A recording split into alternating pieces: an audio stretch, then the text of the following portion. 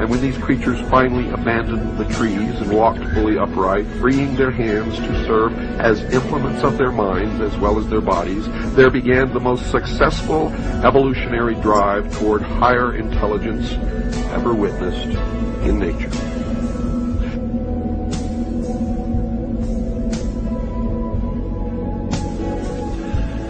Now notice, Lucifer was called the son of the morning star.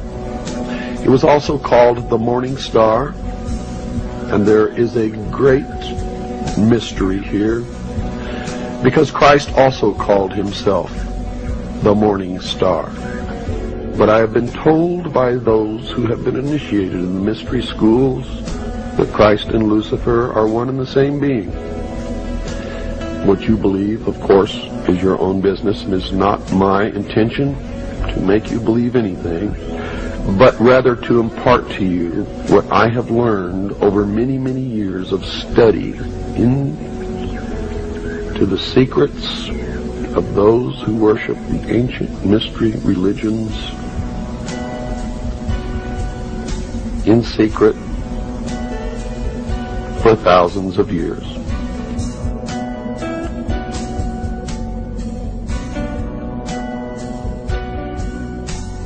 I do not advise you what you should believe or not believe.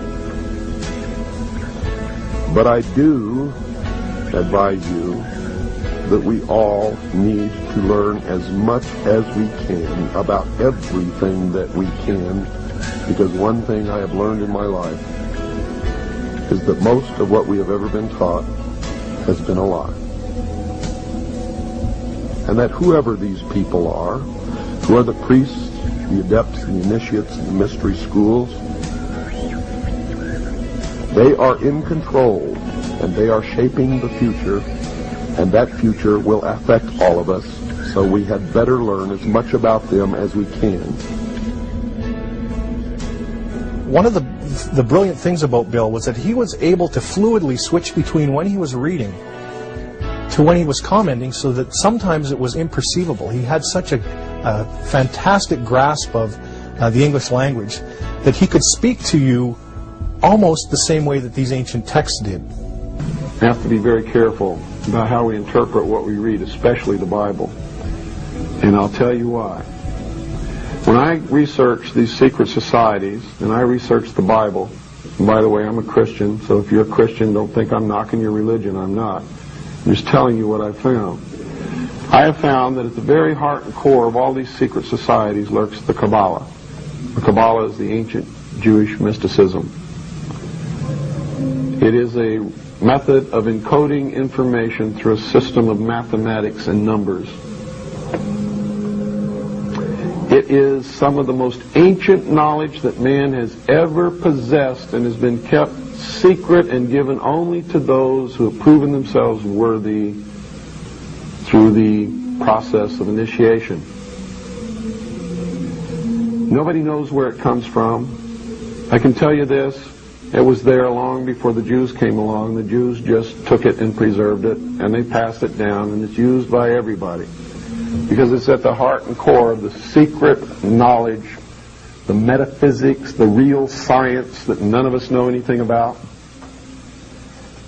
These people that belong to the secret societies never dared to write down in any language what they knew, what it was that they were guarding, because then someone could steal it, and then the secret would be out. So they devised secret systems of encoding the secrets of the ages, the knowledge, the hidden knowledge, the occult. Now, occult doesn't mean evil. It doesn't mean the devil. It doesn't mean Satan. Occult means hidden. It means hidden. That's all it means.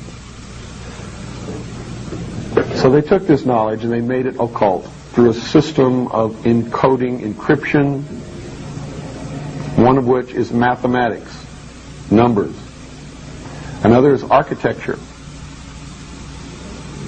Everybody wonder, why do they have a fraternal organization called the Freemasons? Aren't those the guys that build walls?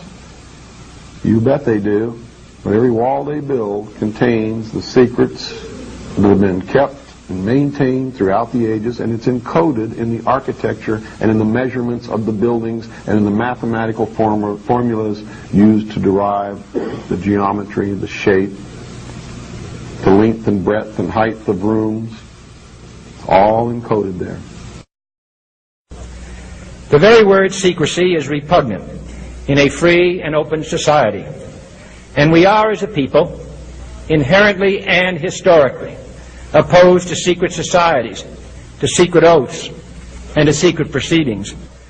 For we are opposed around the world by a monolithic and ruthless conspiracy that relies primarily on covert means for expanding its sphere of influence, on infiltration instead of invasion, on subversion instead of elections, on intimidation instead of free choice, on guerrillas by night instead of armies by day. It is a system which has conscripted vast human and material resources into the building of a tightly knit, highly efficient machine that combines military, diplomatic, intelligence, economic, scientific, and political operations. Its preparations are concealed, not published. Its mistakes are buried, not headlined.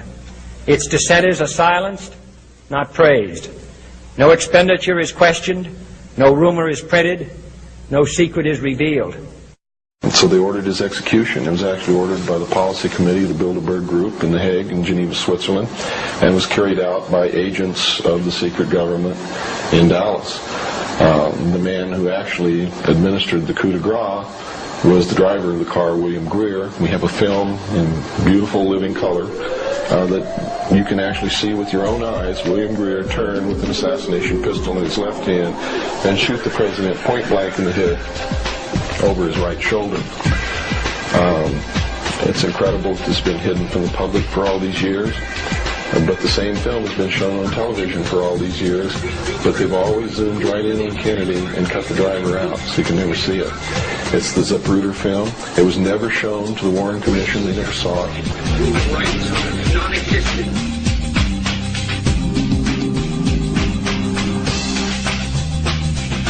They are created a repressive society, and we are their unwitting puppets. More and more people are becoming poor.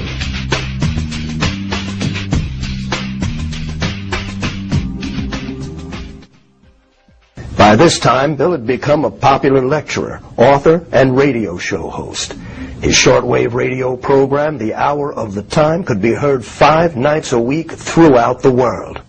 It was an event. It was always exciting, waiting for the hour of the time to come on, turning on your shortwave and hoping that that night that the propagation was good across the airwaves, because, of course, shortwave is extremely susceptible to weather conditions, and when weather conditions are favorable, you're heard around the world, but when they're not, you're not heard anywhere. So it was always, there was an anticipation for the hour of the time coming on. I love the intro music. I waited to hear that siren starting and the dogs begin to bark, because you knew that there was something exciting happening and Bill Cooper was on the air once again.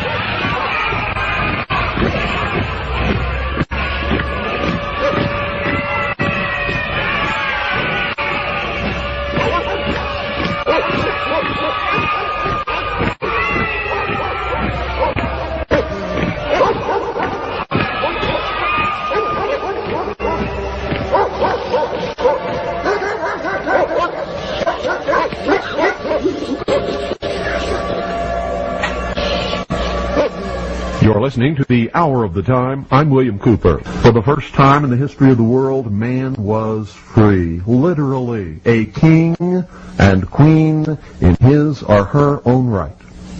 Over the years, that promise has extended to many other peoples. That promise eliminated slavery.